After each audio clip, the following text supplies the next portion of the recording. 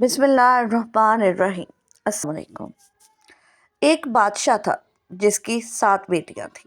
ایک دن بادشاہ بہت خوش ہوا اور اپنی بیٹیوں سے کہنے لگا، میں تم سے جو سوال کروں گا تم اگر اس کا صحیح جواب دو گی تو میں تمہیں تمہارا من چاہا تحفہ دوں گا۔ سب ایک قطار میں کھڑی ہو جاؤ۔ سب کی دھار میں کھڑی ہو گئی۔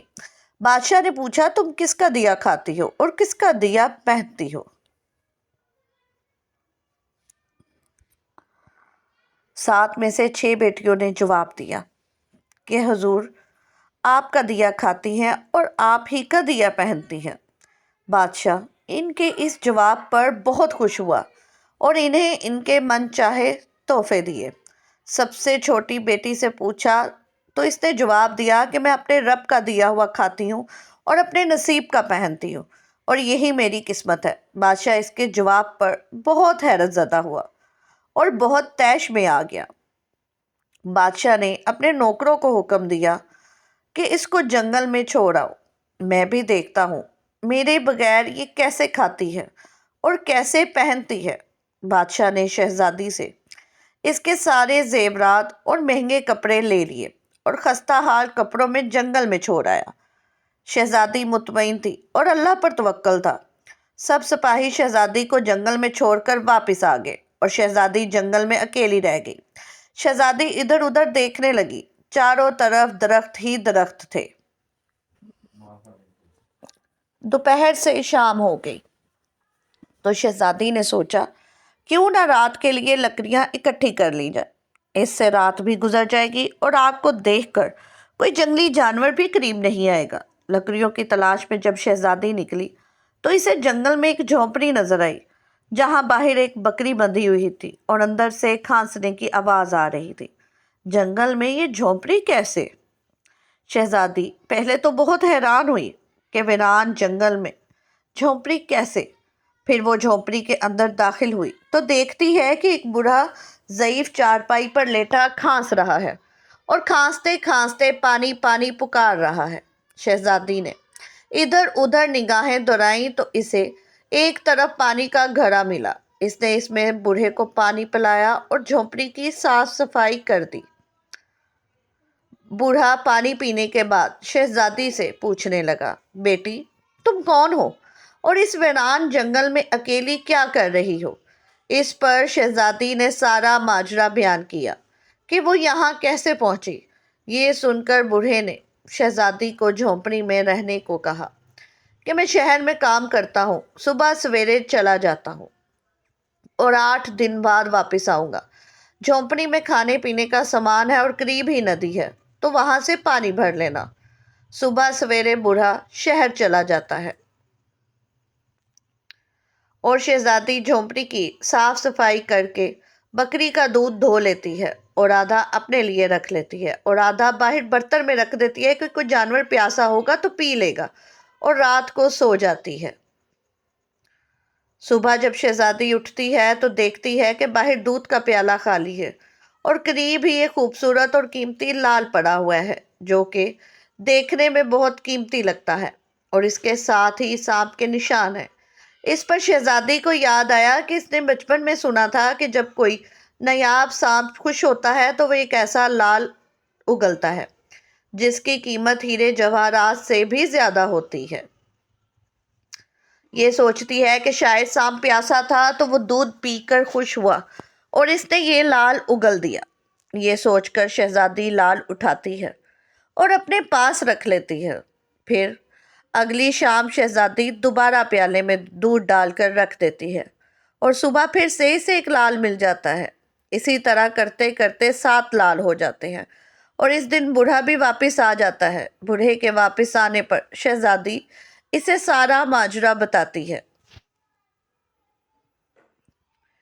اور 3 لال اسے دے دیتی ہے اور 4 بار اپنے گلے میں ہار بنا کر پہن لیتی ہے اور بوڑھے کو کہتی ہے کہ یہ لال صبح شہر میں جا کر بیچ دینا اور واپسی پر اپنے ساتھ محل بنانے والے مزدور بھی لے آنا۔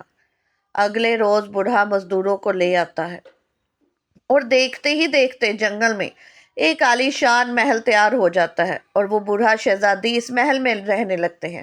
ایسا خوبصورت محل کہ جس میں دنیا کی ہر آرائش، نوکر چاکر اور تمام آزائشیں میسر ہوتی ہیں۔ شہزادی جنگل میں لکڑی کی فیکٹری لگا دیتی ہے جہاں غریب کام کرتے ہیں اور ان کی روزی روٹی بھی چلتی رہتی ہے۔ دیکھتے ہی دیکھتے شہزادی کے چرچے ہونے لگتے ہیں کہ شہزادی بہت ہی رحم دل ہے۔ اس طرح یہ خبر بادشاہ تک پہنچ جاتی ہے تو بادشاہ کے دل میں اشتیاق پیدا ہوتا ہے، وہ دیکھے تو صحیح کون سے ملک کی شہزادی ہے۔ چنانچہ وہ اپنے سپاہیوں کے ذریعے پیغام بھیجتا ہے۔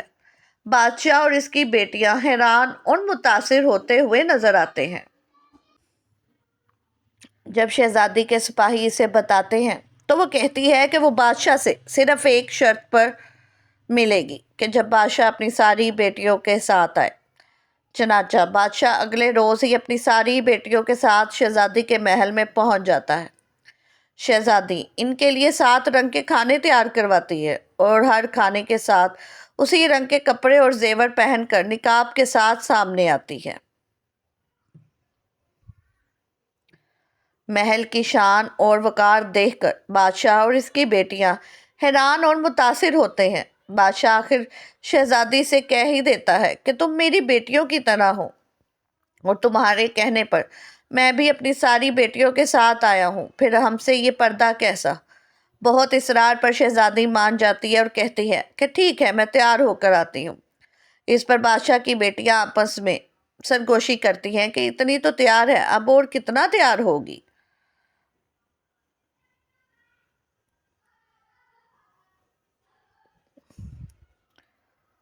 کچھ دیر بعد بادشاہ دیکھتا ہے کہ دور سے کوئی خستہ حال کپڑوں میں اس کی طرف آ رہا ہے۔ غور کرنے پر بادشاہ کو یاد آتا ہے اور کہتا ہے یہ تو زندہ ہے، میں تو سمجھا تھا کہ مر گئی۔ میرے سپاہیوں نے ہی کہا تھا کہ جنگل میں شہزادی موجود نہیں۔ یہ دیکھ کر بادشاہ خوشی سے جھوم اٹھتا ہے اور کہتا ہے شہزادی کو بلاؤ، میں تمہیں اس سے آزاد کروا لوں گا، پھر چاہے وہ تمہاری قیمت میں میری ساری حکومت ہی کیوں نہ مانگ لے۔ یہ سن کر شہزادی مسکرا کر کہتی ہے کہ ابا حضور، میں ہی وہ شہزادی ہوں۔ میں نہ کہتی تھی کہ میں اللہ کا دیا کھاتی ہوں اور اپنے نصیب کا پہنتی ہوں۔ بس اسی اللہ کا احسان ہے کہ آج مجھے اتنا عطا کیا کہ آج میں آپ سے بھی زیادہ امیر ہوں۔ اس پر شہزادی انہیں بتاتی ہے سارا حال کہ وہ یہاں کیسے پہنچی اور دکھاتی ہے وہ ہار جس میں ابھی بھی 4 لال موجود تھے۔ یہ دیکھ کر باقی شہزادیاں دل ہی دل میں اس پر رشک کرنے لگتی ہیں اور کہتی ہیں کہ کاش ہم نے بھی اسی وقت یہی کہا ہوتا کہ ہم اللہ کا دیا کھاتی ہیں اور اپنے نصیب کا پہنتی ہیں۔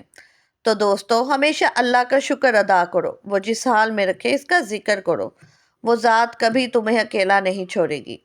اگر آپ کو یہ ویڈیو اچھی لگی ہو تو لائک اور شیئر ضرور کیجیے گا۔